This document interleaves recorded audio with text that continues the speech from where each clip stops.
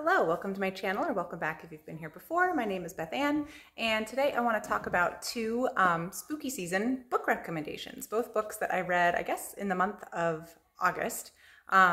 It's really hot and humid here still, so it's like kind of weird to think about fall coming up, but like here we are, September moving into October and Halloween. So I thought I'd jump on the bandwagon with the rest of BookTube and talk about some sort of spooky atmospheric reads. These are both spooky light because I don't really read much in like the truly spooky, scary genres, but they're still definitely, I think, seasonally appropriate if you're the type of person that likes to read that way. So the first one I want to talk about is the Mad Women's Ball, which I read in August for Women in Translation Month, and I've read that with Margaret Pernard as part of her Patreon book club.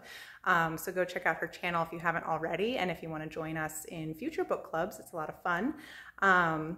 This book is translated from the French, and it's a slim little volume. It was a very quick read, and we're learning about the inmates, the women who live in a sanatorium for women, an asylum in Paris that actually existed in the 1800s, where they undergo hypnotism treatments from a very famous doctor who used that to treat like hysterical women. And so of course it was a place where all of the misfits got put, you know, the wealthy daughters who weren't conforming to their family's expectations, the women who went crazy with grief, women with mental disorders, women who'd suffered huge amounts of trauma and were, you know, processing that and not supported. So there's a lot of that sort of like social cultural angle of how women have been treated in the past.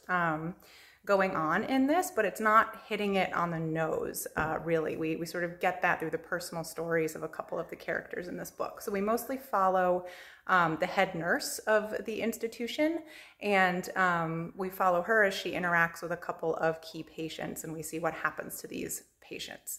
One of them is the daughter of a wealthy family who has started to commune with spirits, and we get her viewpoint, so we know that she's like legitimately seeing spirits and, you know, is otherwise a perfectly rational, logical young woman. And so, you know, there's a bit of sort of mysticism that comes into the book through that, and then we see the reaction of her family to this issue. So this was really beautiful. The writing was sort of sparse in a way that I really like, just very like evocative. I thought it was really good at setting the scene and setting an atmosphere, and just telling us some of these stories. So I would highly recommend this book. I actually missed our book club discussion, so I'm not sure what the rest of the book club thought of it, but I really enjoyed it. Then the other book I wanted to talk about is Fantasy, which is The Witches of Wenshar by Barbara Hambly. And this was pretty firmly in the realm of sort of true kind of epic fantasy. I really loved the characters in this book and the atmosphere, which was definitely quite spooky. So we followed two main characters. One is a mercenary captain named Sunwolf, or a former mercenary captain, and he has had latent magical powers awaken in him. So he's become sort of like a wizard, but he's in a world where wizardry has been really suppressed. So for a long period of time before like Sunwolf got his magic powers, there had been a very powerful wizard who basically killed all possible opposition, basically stamped out like magic in everybody else. And so Sunwolf is now sort of gaining his magical powers and trying to find a teacher who will teach him. And I think there is another volume that comes before this, technically, which I think is going to be about his experience with somebody else who he thought could be his teacher for a little while, but you can definitely read this without having read that first one, because I did, and I really enjoyed it. So we've got Sunwolf, former mercenary captain. I think he's probably, I read him as like in his 40s or 50s, so we've got sort of a middle-aged character who's trying to find some answers and trying to find people that can help him on this new journey. And he's traveling around with his lover, whose name is, and I have to remember my names, Starhawk. His lover, Starhawk, who was his second in command in their mercenary troop. And she is sticking with him. She can't do any magic, but the two of them are traveling together on this journey. And so in this book, they arrive at a city on the edges of the desert, and there's an ancient city out in the desert named Wenshar. And they've heard about a mage who has started to come to power and prominence I guess they don't use mage in this book. They use the words witches and wizards. So a witch who has been coming to power in this city. And so Sunwolf has come to try to see if he can learn from her. And so she has been setting up really sort of like a witch or wizard school, because this oppressive, powerful wizard from before is now dead. And so people can now do magic again without dying. So she's setting up a school. But magic in general in this world is pretty frowned upon. So there's a lot of superstition around it. And then it's very clear early on in the book that there are good ways of doing magic and there are bad ways of doing magic. So we get black magic introduced as an idea.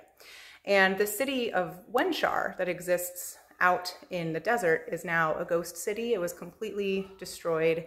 And part of that was because it was ruled by families of witches that were engaged in black magic.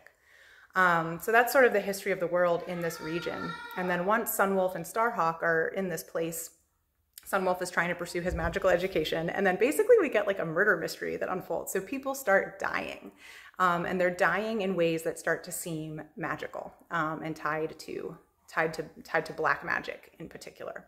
And so we get all these questions about who were the witches of Wenshar that had been practicing black magic? What happened to them? You know, it was a huge disaster. They were doing great evil. And so what was all of that?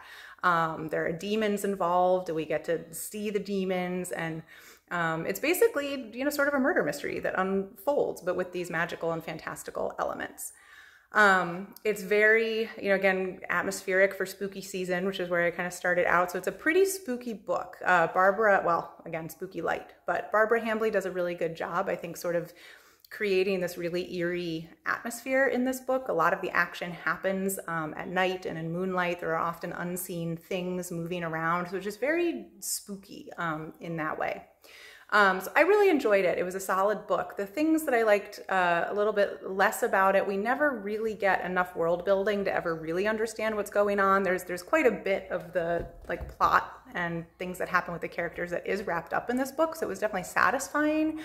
But it also just felt like we could have been a bit more on the end of like understanding the magic itself and sort of understanding a bit more of the world that she's built here.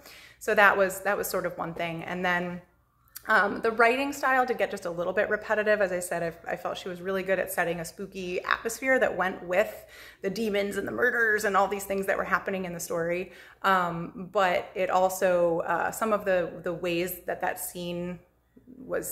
atmosphere was set through the writing got a little bit repetitive. So I would start to notice things were being described just like very similarly as we were getting towards the end of the book. So those things sort of kept it from being like a 5-star, absolutely fantastic read, but it was definitely just like a great solid fantasy read, and definitely one that I think would be fun to read in the lead up to Halloween if you're a mood reader in that way. So there we have it, my 2 spooky season recommendations for 2023.